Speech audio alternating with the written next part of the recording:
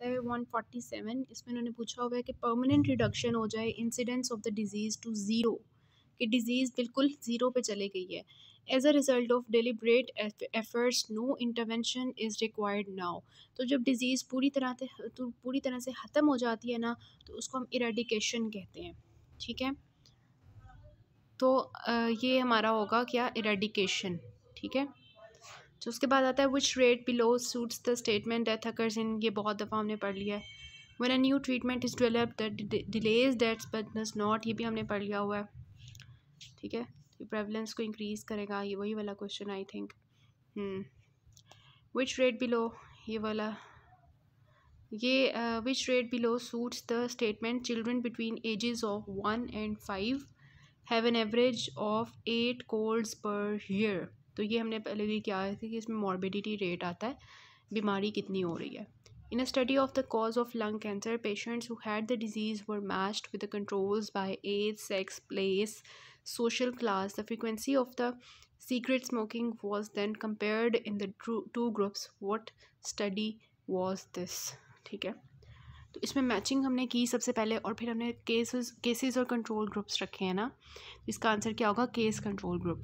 ठीक है, फिर होता है कि total of 300 newly diagnose patients with laryngeal cancer, उनको हमने ट्रीटमेंट किया, और ये हमने पहले डिस्कस कर लिया कि क्लिनिकल ट्रायल होता है ये 152 का।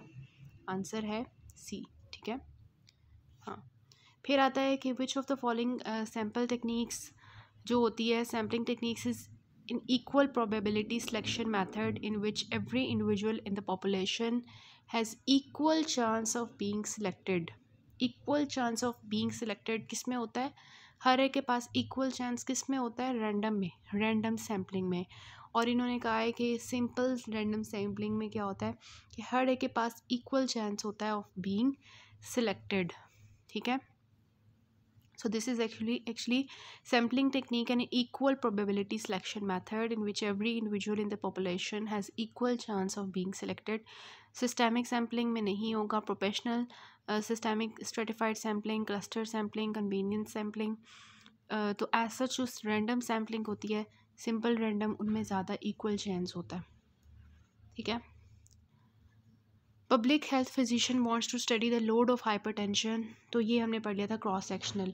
इन an epidemiological study the incidence of the disease in females is more than, ये हमने पहले पढ़ लिया था। Numerator for the calculating child death rate is number of deaths occurring in the, ये भी हमने पढ़ लिया था कि जो बच्चे होते हैं वो हम कौन से कंसिडर करते हैं, एक से जो होते हैं 4 साल के। ठीक है, when disease agent is permitted to persist in the community at the level where it ceases to be the public health problem, ये हमने डेफिनेशन की थी डिजीज़ कंट्रोल की। Doctor to population ratio is a type of health care delivery indicator. ठीक है, तो ये आपने अगर चैप्टर नंबर 1 अगर पढ़ा हुआ है ना, तो उसमें हमने इंडिकेटर्स ऑफ हेल्थ डिस्कस किए थे ऑन द पेज नंबर, मैं आपको बताती हूँ, it is on the page number, actually chapter number 1 था या 2 था, एक तो इसमें कन्फ्यूजन हो जाती है। तो पेज नंबर है इसका आपका, ये चैप्टर नंबर 2 में है। ठीक है, चैप्टर नंबर 2 में है इंडिकेटर्स ऑफ हेल्थ, इसमें पेज नंबर है 16। ठीक है, 16 है, और इसमें इन्होंने बताया हुआ है हेल्थ केयर डिलीवरी इंडिकेटर्स में डॉक्टर टू पॉपुलेशन रेशो होता है, डॉक्टर टू नर्स रेशो होता है, पॉपुलेशन टू बेड रेशो होता है, और population to trained birth attendants होते हैं। So this is actually health care delivery indicator. किसी भी जगह पे हेल्थ केयर कितनी जो है उसकी डिलीवरी कितनी हेल्थ केयर की जा रही है। Secondary attack rate is highest in, secondary attack rate किस में ज़्यादा होता है, टीबी में। ठीक है, कि एक से दूसरे में फैलता है ना, तो सबसे ज़्यादा किस में है, टीबी में है। ठीक है, कि सेकेंडरी अटैक रेट के ये हमारा प्राइमरी केस था, उसकी वजह से जो फर्दर केसेस आएंगे, ठीक है, that is actually high risk cases में जो सेकेंडरी अटैक रेट होता है वो टीबी में ज़्यादा होता है, और आपको पता है कि वो कैसे फैलते हैं। ठीक है, study of the first grade students who were given snacks at the school found that the children gained, ये हमने पहले किया हुआ है, बहुत सारे रिपीट हुए हुए हैं ना। अच्छा, for the disease which are less prevalent in the community a screening test which is selected should have, तो ये भी हमने पहले किया था। Normal distribution curve depends upon the mean, median and mode. ठीक है, तो नॉर्मल डिस्ट्रीब्यूशन कर्व क्या होती है, for example this is the curve, और हमने डिस्कस किया हुआ है कि नॉर्मली डिस्ट्रीब्यूटेड कर्व जो होती है बेल शेप्ड होती है, नीचे जो है ये लाइन को टच नहीं करती, ठीक है, लाइन को टच नहीं करती, ऊपर ऊपर ही रहती है, ठीक है। और इसका जो मिड पॉइंट होता है वो हमारा होता है ज़ीरो पे होता है। इधर साइड पे वी हैव द हमारी स्टैंडर्ड डेविएशन, ठीक है। और ये जो बिल्कुल दरमियान वाला पोर्शन होता है दिट इज़ द मीन, ठीक है। और मीन के इर्द गिर्द मीडियन मॉड होते हैं, सॉरी मीन जो होता है, mean is equal to median is equals to mode. तो normal distribution curve depends upon the mean, median and mode, कि ये सब जो होने चाहिए ये एक ही लाइन में ज़ीरो पे फॉल करने चाहिए, ठीक है। फिर हमारी नॉर्मली डिस्ट्रीब्यूटेड कर्व होती है। फिर आता है कि यूनिवर्सिटी में 40% स्टूडेंट्स जो हैं वो पंजाब के हैं, 30% स्टूडेंट्स जो हैं वो सिंध के हैं, 15% जो लोग हैं वो केपी के और बलूचिस्तान के हैं। The best sampling strategies to study their eating habits क्या होगी, स्ट्रेटिफाइड रैंडम सैम्पलिंग, कि हम क्या करेंगे, उनके स्ट्रेटा बनाएंगे, ठीक है, उनके स्ट्रेटा बनाएंगे कि केपी के हम करेंगे पंजाब के, ठीक है, और सिंध के, और इस तरह से ये सब हम इनके स्ट्रेटा बनाएंगे, और उन स्ट्रेटा में से हम जो है वो सैम्पलिंग करेंगे रैंडम, ठीक है। सो this is actually the stratified random sampling, ठीक है। तो आपका ये मैं आपको थोड़ा सा इसका गाइड कर देती हूँ। मैंने आपको पहले बताया था कि विलेजेस थे, उसमें हमने ग्रुप बनाए थे, और उन ग्रुप्स में से हमने फिर वो जो है क्या किया था कि सैम्पलिंग की थी। तो दैट वाज एक्चुअली द, कौन सी सैम्पलिंग थी वो, that was actually the sampling called as the clustered sampling, ठीक है। उसमें क्लस्टर रैंडम सैम्पलिंग हम कर रहे थे। और पेज नंबर आपका किधर चला गया है, screening and sampling, page number 143 है ऑलमोस्ट, ठीक है। तो ये आपका पेज नंबर है 148। इसमें इन्होंने लिखा हुआ है this is the best method of sampling. इसमें आप क्या करते हो कि आप जो है डिफरेंट स्ट्रेटा बनाते हो, सब ग्रुप्स बनाते हो, ठीक है। जैसे आप यहाँ पे बना सकते हो on the basis of cities, ठीक है, sorry on the basis of provinces, और फिर उनमें से आप जो है सैम्पलिंग करोगे। तो best sampling strategy to study their eating habits will be stratified random sampling, ठीक है। उसके बाद increase in the prevalence results in, तो ये हमने आई थिंक पहले भी डिस्कस किया था कि इंक्रीज़ इन प्रेवलेंस, ठीक है। अब इसका आंसर होगा, पहले आई थिंक डिक्रीज़ इन था ना, तो इसका उन्होंने लिखा हुआ है कि increased positive predictive value of the screening test, ठीक है। पॉजिटिव प्रेडिक्टिव वैल्यू एक स्क्रीनिंग टेस्ट की क्या होती है कि कोई जो टेस्ट है वो आपको जो है जिन लोगों को डिज़ीज़ है, हमारा स्क्रीनिंग टेस्ट उनको पॉजिटिव कहे, ठीक है, पॉजिटिव कहे, टेस्ट पॉजिटिव करे, तो that is positive predictive value, ठीक है। तो उसकी वजह से क्या होता है कि अगर तो हमारा स्क्रीनिंग टेस्ट जो है वो कह रहा है कि ये लोग जो हैं ये इनकी जो पॉजिटिव प्रेडिक्टिव वैल्यू है, मींस कि ये बाकी में जिन लोगों को डिज़ीज़ है उनको वो कहे कि ये जो है ना ट्रू पॉजिटिव है, तो जो लोग डिज़ीज़ वाले होंगे वो हमारी प्रेवलेंस में आ जाएंगे, मींस के हमारे जो डिज़ीज़ की एट अ टाइम डिस्ट्रीब्यूशन होगी उसमें आ जाएंगे, तो प्रेवलेंस ज़्यादा हो जाएगी, सिंपल सी बात है, ठीक है। उसके बाद आता है कि द रिजल्ट्स ऑफ एन, बाकी को अगर हम डिस्कस करें, डिक्रीज पॉजिटिव प्रेवलेंस नहीं होगी, increase sensitivity of the screening test. Sensitivity क्या होती है कि कोई भी जो टेस्ट है हमारा, ability of the test identify correctly all those who have the disease that is true positive, के जिन लोगों को डिज़ीज़ है उनको करेक्टली आइडेंटिफाई कर ले, तो सेंसिटिविटी जो होती है, इंक्रीज सेंसिटिविटी हो तो इसमें भी प्रेवलेंस वैसे इंक्रीज़ ही होती है, ठीक है। और इंक्रीज स्पेसिफिसिटी, इसमें क्या होता है कि वो ट्रू नेगेटिव कंसिडर करे, और पॉजिटिव प्रेडिक्टिव वैल्यू में वो जो है उनको डिजीज़ होगी, और probability that negative predictive value और पॉजिटिव नेगेटिव प्रेडिक्टिव वैल्यू और स्पेसिफिसिटी तो होंगे ही नहीं ना, क्योंकि उसमें प्रेवलेंस जो है वो कम होगी, ठीक है। अब आता है कि हमारा जो पॉजिटिव प्रेडिक्टिव वैल्यू और हमारी स्पेसिफिसिटी, सॉरी हमारी सेंसिटिविटी, तो सेंसिटिविटी क्या होती है कि it is actually the ability of the test to identify correctly all those who have the disease that is true positive लोग कितने हैं, ठीक है, ट्रू पॉजिटिव। और पॉजिटिव प्रेडिक्टिव वैल्यू क्या होती है, probability that individuals who test positive for the disease actually have the disease, ठीक है। तो ये दोनों ही इसमें आएंगे वैसे तो, increase sensitivity of the screening test, increase positive predictive value of the screening test, लेकिन उन्होंने इसको ए मार्क किया हुआ है कि उससे क्या होता है, प्रेवलेंस इंक्रीज़ हो जाती है, जब हम ये कहते हैं कि हमारा टेस्ट जो है वो जो पॉजिटिव दे रहा है उनको वाकई में डिज़ीज़ है, ठीक है। तो ये पॉजिटिव प्रिडिक्टिव वैल्यू पे आप कंसिडर करोगे इसको। अच्छा, फिर आता है results of an epidemiological study shows that the incidence of the disease in children is more than that of the adults but prevalence is equal in both. इसका मतलब क्या होगा कि जो केस फर्टिलिटी, इसमें बस वो मेल्स एंड फीमेल्स वाला था ना, इन्होंने क्या किया कि उसकी जगह चिल्ड्रन लिख दिया ना। तो दोनों में इंसिडेंस सेम है लेकिन जो प्रेवलेंस है वो सेम है ना। तो इंसिडेंस जो है वो बच्चों में ज़्यादा है लेकिन प्रेवलेंस सेम है। तो जब भी ऐसा हो ना, प्रेवलेंस सेम हो और एक में इंसिडेंस ज़्यादा है, इट मीन्स कि बच्चे मर भी ज़्यादा रहे हैं, केस फर्टिलिटी रेट जो है वो बच्चों में ज़्यादा है, ठीक है। तो इन्होंने थोड़ा सा उसको चेंज कर दिया क्वेश्चन को।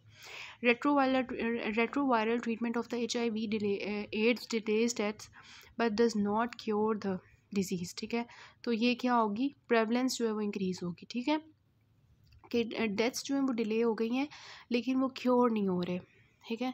तो वो क्या रहेंगे, वो बाथ टब के अंदर ही रहेंगे, वो प्रेवलेंस को इंक्रीज़ करेंगे। तो ये पहले इन्होंने इस तरह का क्वेश्चन इसको थोड़ा सा चेंज कर दिया, अदरवाइज इसको हमने डिस्कस कर लिया हुआ है।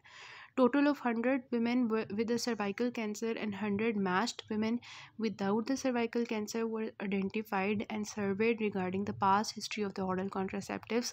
Which options explain the given example? तो ये क्या होगा, केस कंट्रोल स्टडी होगी कि जो 100 जो है 100 women with cervical cancer and 100 match women without cervical cancer की डिज़ीज़ हो चुकी है। अब हमने उनसे पूछना है कि आपने ओरल कॉन्ट्रासेप्टिव्स यूज़ किए थे कि नहीं। हम प्रेजेंट से पास्ट की तरफ जा रहे हैं, so this will be the case control, जिसमें हम केसेस भी ले रहे हैं और कंट्रोल्स भी ले रहे हैं। Difference in the rates of admission among different hospitals can result into a bias called as the बर्गसोनियंस बाइस, ठीक है। तो ये हमने आपको मैंने इसको बताया था, बाइसिंग आपकी लिखी हुई है एपिडेमियोलॉजिकल चैप्टर में, और मैंने उसकी बाइसिंग की आपको टाइप्स बताई थी। उसमें से एक जो है ये बर्गसोनियन बाइस था, और इसमें ये होता है कि हम क्या करते हैं कि हमारी पूरी, for example this is the city, एक पूरा सिटी है, फॉर एग्जांपल हम कंसिडर कर देते हैं this is the city of Islamabad, ठीक है।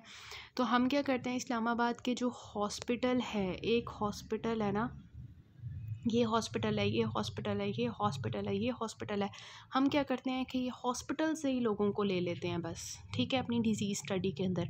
हम बाकी पॉपुलेशन को नहीं लेते, ठीक है, हम सिर्फ हॉस्पिटल्स की पॉपुलेशन को ही ले लेते हैं। तो ये क्या होगा, ये आपकी बाइसिंग होगी, बर्गसोनियंस बाइस, ठीक है, कि difference in the rates of admission among different hospitals can result into the बाइस कॉल्ड एज बर्गसोनियंस बाइस, के आप हॉस्पिटल्स की ही स्टडी कर रहे हो, ठीक है।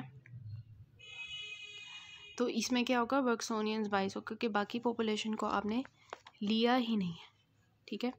तो ये वाला आपका होता है। अब इसका मैं आपको एग्जैक्ट बताती हूँ, पेज नंबर है आपका एपिडेमियोलॉजी का, पेज नंबर है 47, ठीक है। इसमें बर्गसन्स बाइस लिखा हुआ है कि उसकी डेफिनेशन लिखी है, it is a selection bias where hospitalise patients are chosen as treatment. It may cause bias because of the factor that hospitalized patients may have more severe symptoms or they have better access to the care, ठीक है। तो ये जो है ना, क्या हो रहा है इसमें, हमने एक्चुअली कैलकुलेट कर रहे हैं कि डिफरेंट हॉस्पिटल्स में एडमिशन रेट्स कितने हैं ना। तो मतलब इस हॉस्पिटल में कितने लोग एडमिट हो रहे हैं, इस हॉस्पिटल में कितने हो रहे हैं, इसमें हॉस्पिटल्स में कितने हो रहे हैं, तो इसको हम स्टडी कर रहे हैं। तो दैट इज़ एक्चुअली द बर्गसोनियंस बाइस। एक कंसेप्ट आपको देना था हॉवथॉर्न्स इफेक्ट का, वो ये कि देखें यहाँ पे ऑब्जर्वर जो है वो ऑब्जर्व नहीं कर रहा, ठीक है, इन लोगों को, तो उनका जो बिहेवियर होगा वो किसी और तरह का होगा ना। फॉर एग्जांपल ये डॉक्टर है, दोनों डॉक्टर्स हैं, ठीक है। अब ये पेशेंट्स को जो है ना क्या करते हैं कि अच्छी तरह चेक करके नहीं भेजते, उनकी हिस्ट्री प्रॉपर नहीं लेते, ऐसे ही चेक करके भेज देते हैं, ठीक है। उनको दवाई शवाई लिख के, अच्छा आपको फ्लू है तो उसकी दवाई लिख के भेज दी, ठीक है। जैसे ही हमने उनको ऑब्ज़र्व करना शुरू किया तो उन्होंने क्या किया, अपने बिहेवियर चेंज कर लिया। अब वो क्या करेंगे, अच्छी सी हिस्ट्री लेंगे कि पता है हमें ऑब्ज़र्व किया जा रहा है, अब हमने अच्छी सी हिस्ट्री लेनी है। तो ये क्या होता है कि इससे ना हमारी जो रिज़ल्ट्स होते हैं उसके ऊपर ऑब्वियसली इफ़ेक्ट आएगा ना, कि हम जब उन लोगों को ऑब्ज़र्व कर रहे हैं तब वो अपना बिहेवियर चेंज कर रहे हैं। इस चीज़ को हम कहते हैं हॉथॉर्न्स इफ़ेक्ट, ठीक है, हॉथॉर्न्स इफ़ेक्ट। तो ये आपने याद रखना है, इफ़ेक्ट ये भी एमसीक्यू में आ सकता है। ये जो बाकी इसमें ऑप्शंस हैं हमने डिस्कस कर लिए हैं already. Most sensitive index for the recent malaria transmission, ये हमने पहले भी देखा था, इन्फेंट पैरासाइट रेट होता है। Epidemiological transition is a result of increase in the non infectious disease and control of the infectious disease, ठीक है। एपिडेमियोलॉजिकल ट्रांजिशन क्या होती है कि नॉन इन्फेक्शियस डिजीज़ जो हैं वो इंक्रीज़ कर रही हैं और जो इन्फेक्शियस डिजीज़ हैं वो कंट्रोल हो रही हैं। इसकी आपको समझ आ रही है क्या होता है? पहले ज़मानों में जो इन्फेक्शियस डिजीज़ थी वो ज़्यादा थी, ठीक है। लाइक आप कह सकते हैं कि बहुत सी इन्फेक्शियस डिजीज़ थी जो कि ज़्यादा थी ना। फॉर एग्ज़ाम्पल प्लेग है, ठीक है, प्लेग है, ठीक है। तो ये एक्चुअली क्या है, ये इन्फेक्शियस डिजीज़ है ना, ठीक है। तो ये जो है यर्सीनिया की वजह से हो रहा था, अब इसके हमने कंट्रोल कर लिया। और ऐसी बहुत सी डिजीज़ हैं जिनके अगेंस्ट हमने मेडिसिन्स इजाद कर ली हैं, ठीक है। मेडिसिन्स जो है वो डिस्कवर कर ली हुई हैं, उनकी हमने ट्रीटमेंट कर रहे हैं। लेकिन अब नॉन इन्फेक्शियस डिजीज़ जिसमें hypertension, diabetes, myocardial infarction, diabetes, obesity, इस तरह की जो नॉन इन्फेक्शियस डिजीज़ हैं ये चेंज हो रही हैं वक्त के साथ साथ। और अब मॉडर्न ज़माने में ये इस तरह की डिजीज़ आ रही हैं। तो पहले अब नॉन इन्फेक्शियस डिजीज़ जो हैं वो कंट्रोल हो गई हैं, इन्फेक्शियस डिजीज़ कंट्रोल हो गई, नॉन इन्फेक्शियस डिजीज़ बढ़ गई हैं। This is actually what epidemiological transition. Telling is a technique for, इनका आपको पता होगा, ये जो हम लाइंस बनाते थे, ठीक है, इस तरह करके इनकी लाइंस का आपको पता होगा, ठीक है। ये जो लाइंस बनाते हैं हम टेलीज़ बनाते हैं। सो ये टेक्निक जो होती है हम किस लिए यूज़ करते हैं, कलेक्शन के लिए नहीं, प्रोसेसिंग एनालिसिस के लिए नहीं, सिंथेसिस के लिए नहीं, हम डाटा को प्रेजेंट करने के लिए हम ये यूज़ करते हैं, ठीक है। डाटा को हम प्रेजेंट करते हैं in the form of text, in the form of table, in the form of graph, ठीक है। और ये भी एक टेक्निक होती है टेलीज़ की जिसमें हम डाटा को अपने प्रेजेंट कर रहे होते हैं। Secondary attack rate is highest in, हमने पहले भी बात की थी, टीबी में ज़्यादा होता है, ठीक है। तो 172 का डी इन्होंने लिखा हुआ है, डी, ठीक है। तो अब ये इन्होंने बताया कि जो सेकेंडरी अटैक रेट है वो वैसे टीबी का ज़्यादा होना चाहिए, इन्होंने इसका कॉलरा लिखा हुआ है। तो एज सच मैं देखती हूँ इसका फिर आंसर। तो ये जो पहला हमारा क्वेश्चन था इसमें टीबी आ रहा था, इसमें उन्होंने कॉलरा नहीं दिया हुआ था, तो इसमें आपका टीबी आएगा। लेकिन जब कॉलरा है तो फिर आपका कॉलरा का ज़्यादा सेकेंडरी अटैक रेट आएगा, ठीक है। तो ये आपने याद रखना है। मैं अगर मुझे टेबल इसका कोई मिलता है तो मैं आपको शेयर करती हूँ आपके साथ। अदरवाइज़ आप याद रख लें कि अगर टीबी का ऑप्शन होगा तो टीबी है और फिर कॉलरा, ठीक है। Most of the intestinal worms infections have, intestinal worms infection जो होते हैं ये क्या होते हैं, हाईली इन्फेक्टिव होते हैं, इनकी पैथोजेनिसिटी हाई होती है लेकिन ये विरुलेंस इनकी कम होती है, ठीक है। इंटेस्टाइनल वर्म्स इन्फेक्शंस जो होते हैं ये इन्फेक्टिव ज़्यादा होते हैं, मतलब कि ये इन्फेक्शंस जो हैं वो ज़्यादा ट्रांसमिट करते हैं। इनकी पैथोजेनिसिटी जो होती है ये हाई होती है, ठीक है। मीन्स के ये पैथोजेनिसिटी इनकी जो है वो ज़्यादा होती है लेकिन ये इतने खतरनाक नहीं होते, मीन्स के पेशेंट को मारते नहीं हैं इतने, ठीक है। तो विरुलेंस इनकी कम है, ठीक है। तो पैथोजेनिसिटी हाई है, इन्फेक्टिविटी हाई है लेकिन विरुलेंस कम है इंटेस्टाइनल वर्म्स इन्फेक्शंस की। For comparing the relationship between two variables the best graphical presentation is, तो उसके लिए हम क्या करते हैं, स्कैटर डायग्राम बनाते हैं टू वेरिएबल्स को जो है वो कंपेयर करने के लिए, ठीक है। ये आपकी स्कैटर डायग्राम जो है बायोस्टैट्स में हमने बनाई थी, जिसमें एक्चुअली क्या हो रहा था कि हम ये ऑन द पेज नंबर 156 है। इसकी डेफिनेशन में लिखा हुआ है कि scatter diagram shows the relationship between two variables. For example कि टेम्परेचर ज़्यादा होने के साथ साथ जो है डेथ्स कितनी ज़्यादा हो रही हैं, ठीक है। किसकी वजह से, नमोनिया की वजह से ज़्यादा डेथ्स हो रही हैं टेम्परेचर इंक्रीज़ करने की वजह से, या ब्रोंकाइटिस की वजह से। तो हम क्या करते हैं, टू वेरिएबल्स को कंपेयर कर रहे होते हैं और उसको ग्राफिकली प्लॉट करते हैं, ठीक है। फिर हमारे पास एक स्कैटर डायग्राम आती है जिसमें ऐसे ऐसे करके, ठीक है, ऐसे ऐसे करके जो है हमारे प्लॉट्स आते हैं। So this is actually the scatter diagram. तो हम इसको कंपेयर करते हैं टू वेरिएबल्स को, ठीक है। इन आइसबर्ग टिप जो होती है वो क्लिनिकल्स होती है और कैरियर्स नीचे होते हैं। Standard statistical test the null hypothesis is often a hypothesis we hope to reject, ठीक है, हम उसको रिजेक्ट करने की कोशिश कर रहे होते हैं, तो ये होता है कि हम उसको रखते इसलिए हैं कि हम उसको रिजेक्ट करें, तो इसका आंसर जो है ये होगा। सो this is all about, I think हाँ सारे हो गए अल्हम्दुलिल्लाह, हमारे टोटल थे 176।